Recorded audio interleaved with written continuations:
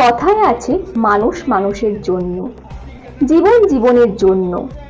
সেই কথাকে আরো দৃঢ়তার সাথে প্রমাণ করলো হলদিয়ার সতীশচন্দ্র সামন্ত চ্যারিটেবল ট্রাস্ট।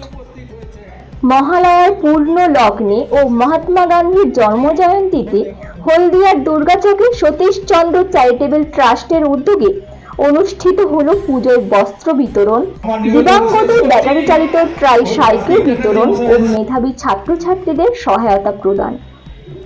সতীশচন্দ্র চ্যারিটেবল ট্রাস্টের সম্পাদক মিলন মণ্ডলের বক্তব্য, শুধুমাত্র সমাজের বিভিন্ন স্তরের মানুষদের পাশে দাঁড়াতেই তাদের এই উদ্যোগ। এই জেলার প্রাণপুরুষ স্বাধীন তাম্রলিপ্ত সরকার গঠিত করেছিলেন শ্রদ্ধেয় সতীশচন্দ্র সামন্ত মহোদয়। তেনার নামাঙ্কিত ট্রাস্ট সতীশ সামন্ত চ্যারিটেবল ট্রাস্ট আজকের আমরা সারা বছর ধরে কাজ করি।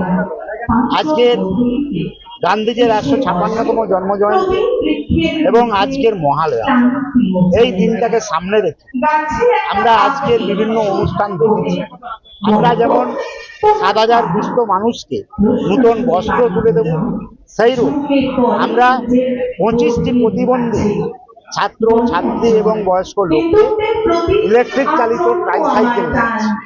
এছাড়া এলাকার 60টি স্কুলকে মাধ্যমিক এবং উচ্চ মাধ্যমিকে যারা হাইয়েস্ট নাম্বার কৃতি ছাত্র, তাদেরকে আমরা সম্বর্ধনা দিচ্ছি। আমরা বিভিন্নভাবে সমাজের বিভিন্ন স্তরে মানুষের সেবায় নিজেদের নিয়োজিত করার চেষ্টা করি।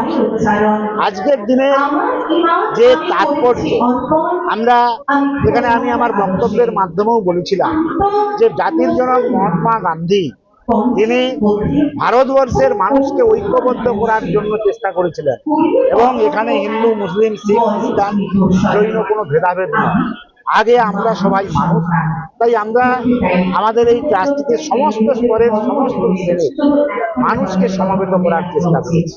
আমরা কেবল মহালয়ায় যে উপহার শাড়ি সামগ্রী তুলে দিচ্ছি তা নয়, আমরা ঈদের সময়ে অনুষ্ঠান করেছিলাম মুসলিম ভাই বোনদের জন্য, এবং তাছাড়া শীতের সময় আমি আজকের মঞ্চে ঘোষণা করেছি আগামী 15ই ডিসেম্বর 2024 সতীশচন্দ্র মহোদয়ের জন্মদিন। ওদিন আমরা খুব বড় করে প্রোগ্রাম করব।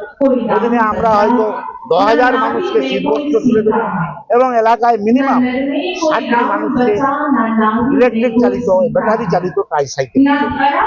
Bureau report, PM news. নিবেদন শেষ করছি। আস্তিক চ্যাটার্জি মশাই সভাপতিত্ব করছেন, মিলনবাবু এবং এর বন্ধুরা আজকের এই ট্রাস্টে সম্পাদনা করে মানুষ যে উপস্থিত হয়েছে প্রত্যেককে ধন্যবাদ জানিয়ে আমার নিবেদন শেষ করছি। জয় হিন্দ, বন্দে মাতরম।